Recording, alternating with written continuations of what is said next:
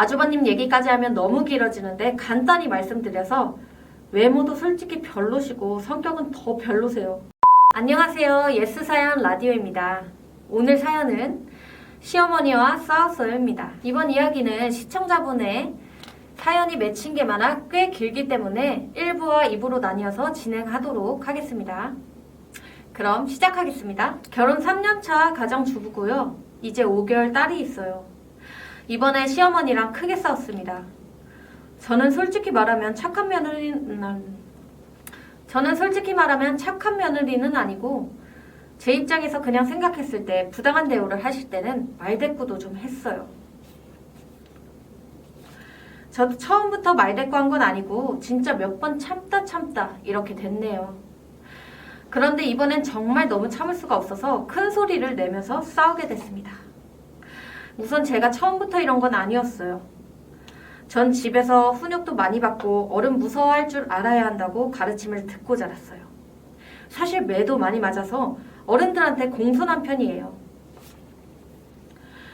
그런데 저희 집에서도 부당한 부분에 대해서는 거리낌 없이 공손하게 말씀드리는 거는 괜찮다 교육하셨어요.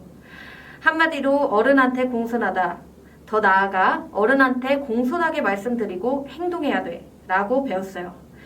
하지만 부당한 부분에 있어서는 논리적으로도 어필해도 된다고 생각했어요.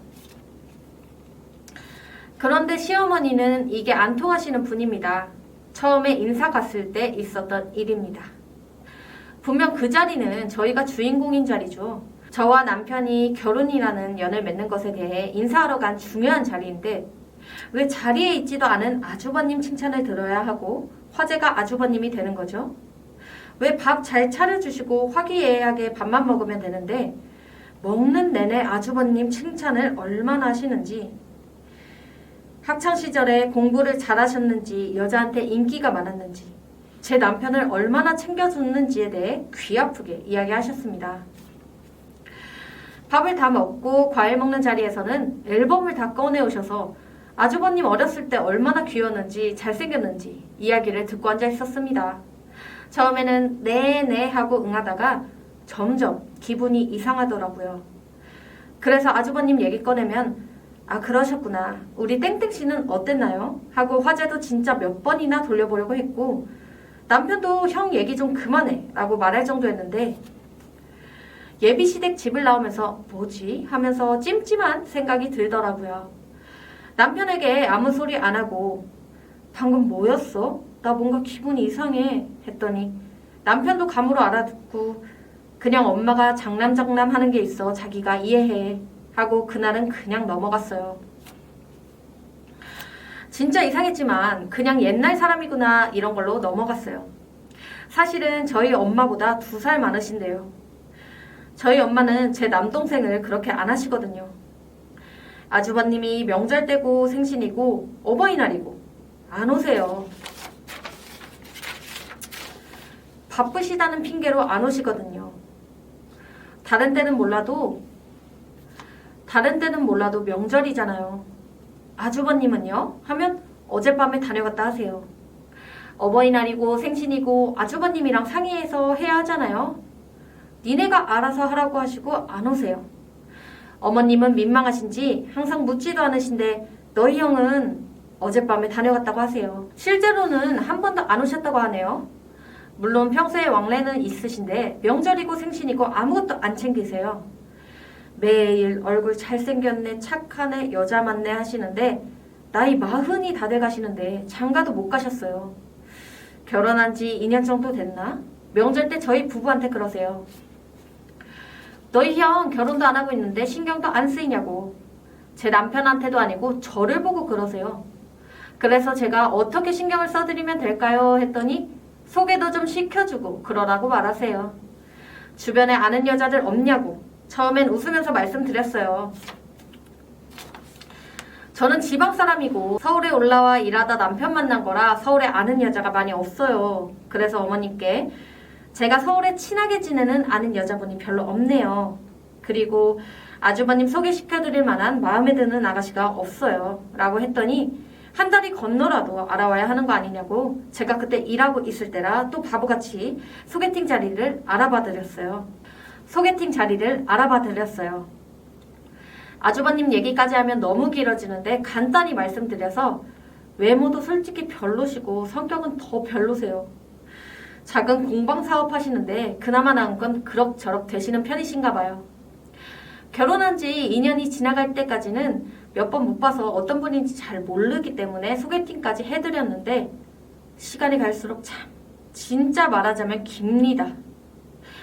아무튼 소개팅 해드리고 그 다음에 얘기를 들었는데 소개팅에 나온 아가씨한테 진짜 너무 미안했어요. 아주버님 나이가 38이셨어요. 그때 그래서 주선자가 36살 정도 되신 분을 소개시켜드린 모양인데 아주버님이 완전 망언을 몇 가지 하셨더라고요. 왜 그 나이까지 결혼 못하고 있었냐? 나이가 36인데 너무 늦은 거 아니냐? 성격에 문제 있냐? 그래서 그 여자분이 어이가 없어서 일하다 보니 이렇게 된 거고 그러는 그쪽은 그 나이 되도록 왜 못 가셨냐고 했더니 남자랑 여자는 다르다고 했대요. 나는 결혼하면 격리 볼 줄 아는 여자랑 할 거다. 그쪽 격리 업무 할 줄 아냐. 제가 소개해드린 그 여자분이 유학 다녀오셔서 영어를 잘하시거든요. 초등학교 방과 후 수업에서 아이들한테 영어 가르치고 계시거나 번역 일을 프리랜서로 하세요. 그래서 격리 일은 잘 모른다고 했더니 배워라. 나랑 결혼하면 격리 일 봐야 한다고 해서 오늘 소개팅이 첫 만남인데 너무 멀리 나가시네요 하고 넘겼대요. 왜 직업이 그렇게 튼튼하지 않냐? 언제 훅 잘릴지도 모르는데 취직 생각하고 있는 거냐? 취직이라는 말에 어이가 없어서 혹시 무슨 피해의식이 있으신가요? 기본적으로 여자를 하대해야 한다고 생각하고 계신 것 같아서 대화가 더 이상 어려울 것 같습니다. 그만 일어날게요 하고 가셨대요. 저 진짜 주선자한테 얼굴도 못 들고 그 얼굴도 모르는 소개팅 하신 여자분께 진짜 너무 죄송했는데 시어머니가 저한테 그러시더라고요. 어디서 그런 늙은이를 해주냐고. 우리 아들이 그런 늙은이랑 결혼할 것 같냐고. 그래서 저도 말씀드렸어요. 어머님, 이제 못 해드리겠네요. 아주버님이 너무 말씀을 함부로 하셔서 그쪽 소개팅 대상자가 화가 많이 나셨고 저도 지금 회사에서 입장이 난처해졌어요. 라고 했더니 지금 화를 내야 할 사람이 누군데 어이없다고 그러셔서 어머니 아주버님이 진짜 예의 없게 행동하셨어요. 이 부분은 이제 저는 관여 안 하겠습니다 라는 식으로 좋게 말씀드렸어요. 그랬더니 나도 이제 부탁 안 한다고 치사하다는 식으로 가시더니 가끔 생각나실 때마다 너희 형 손자리 좀 어디 없나? 그럴 때마다 대답 안 합니다. 아무튼 이런 식으로 몇 번 부딪히다 보니 어머님이 뭐라고 하셔도 이제 대답도 잘 안 하게 됐어요. 이 부분은 저도 참 죄송한 부분이지만 뭐라고 대답해야 할지 모르겠어요. 적당히 대꾸도 해드리고 영 말이 안 통하는 부분 같으면 그냥 대놓고 안 하거나 남편한테 물어보시라고 넘겼어요. 예를 들어 네 남편은 왜 이렇게 전화를 안 하니? 라고 하시길래 처음엔 좋게 웃으면서 하라고 할게요 했는데 점점 저를 혼내시는 듯한 어투로 말씀하셔서 대꾸를 안 하게 됐고요. 남편이 차를 좀 비싼 걸로 샀어요.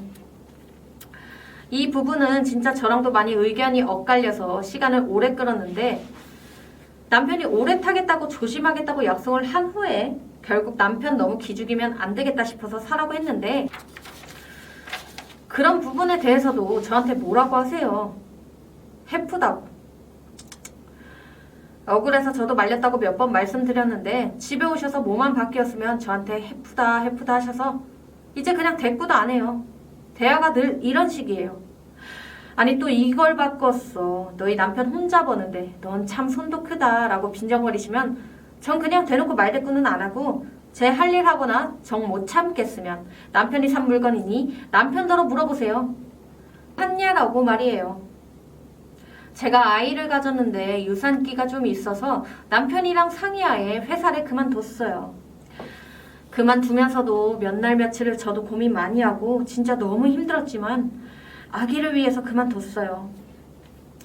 사무직이긴 하지만 가끔 외근도 있고 출장도 잦은 업무라 몸에 무리가 가진 않을까 하는 생각이 들었거든요. 남편도 못 버는 편이 아니라서 집에 있으면서 우리 아이 잘 키워주길 원했고 최소 2명은 낳을 예정이라 제가 진짜 과감히 제 커리어를 포기했어요. 이런 부분에 대해 남편도 크게 공감하고 같이 미안해하고 저를 보듬어줘서 아쉬운 마음에도 제가 양보했어요. 그 부분에 대해서도 뭐라고 하셨어요. 왜 남편 힘들게 일 그만뒀냐고. 그래서 남편한테 물어보세요. 그렇게 넘겼어요. 집에서 편하게 쉬려고 그러냐? 애가 졌다고 너무 유세한다 너. 그러시길래 어머니 저 유산기가 있어요. 그만 스트레스 주시면 좋겠어요. 라고 말씀드렸더니 더 이상 말씀 안 하시는데 그 뒤로 저한테 계속 그러세요. 아주버님 사업에 격리가 필요한데 네가 격리 업무를 좀 배워서 가서 도와주라고. 그럼 한 달에 100만 원씩 주겠대요. 저 격리 업무도 할 줄 모르고 하고 싶지도 않고 집에서 아기 키울 거예요 라고 했더니 뭐라도 일해야 하지 않겠냐고 화를 내시길래 일할 거면 제가 전에 하던 일 하지 왜 할 줄도 모르는 격리 업무를 굳이 배워서 하겠어요. 저는 저 좋아하는 일 할게요. 말씀드렸더니 네 남편 형이 못된 사람도 아니고 이렇게 도와준다는데 넌 참 못됐다 하세요. 그것도 한두 번이 아니고 계속 비슷한 뉘앙스로 말씀하세요. 그냥 무시해요. 이제는 애 키우는 부분에 있어서도 스트레스를 많이 주셨는데 그것까지 쓰면 너무 길어지니 패스할게요. 제 아기가 어려요. 아직 5개월밖에 안 됐어요. 몇 달 전에 제가 애 낳고 1달 반 정도 됐을 때 시아버지가 돌아가셨어요. 계속 아프다가 돌아가신 거라 다들 이미 마음의 준비를 하고 있었던 부분은 있었지만 그래도 한 집안의 가장이고 아버지니 얼마나 충격이겠어요. 중환자실에서 갑자기 돌아가신 거라 남편은 임종도 못 지켰고 전화 받고 나서 펑펑 울다가 달려갔고요. 저는 그때 아기가 어리고 산후도우미도 막 끝났을 때라 집에 아기 봐줄 사람이 없어서 바로 못 가봤어요.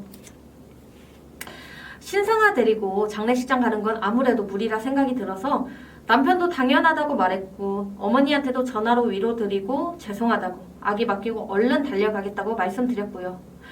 그리고 저희 부모님이 올라오는 시간이 있으니 그때는 아기 보느라 못 갔죠. 저희 부모님도 스케줄이 있으셨고 지방이시니 바로 올라오시는 건 힘드셨어요. 그래도 사돈 장례식이고 제가 며느리인데 당연히 장례식장에 가봐야 할 테니 볼일 보시다가 중간에 마무리하시고 올라오셨는데 한 5시간 정도 걸리셨어요. 버스가 3시간 정도 걸리는 거리에 사세요. 거기다 차 기다리는 시간, 버스 정류장에서 저희 집까지 오는 시간 등등 최대한 빨리 오신 거예요. 1부 사연은 여기까지입니다. 2부 사연도 기대해주세요. 끝까지 시청해주셔서 감사드리고 좋아요와 댓글, 구독 부탁드릴게요. 2부에서 뵙겠습니다.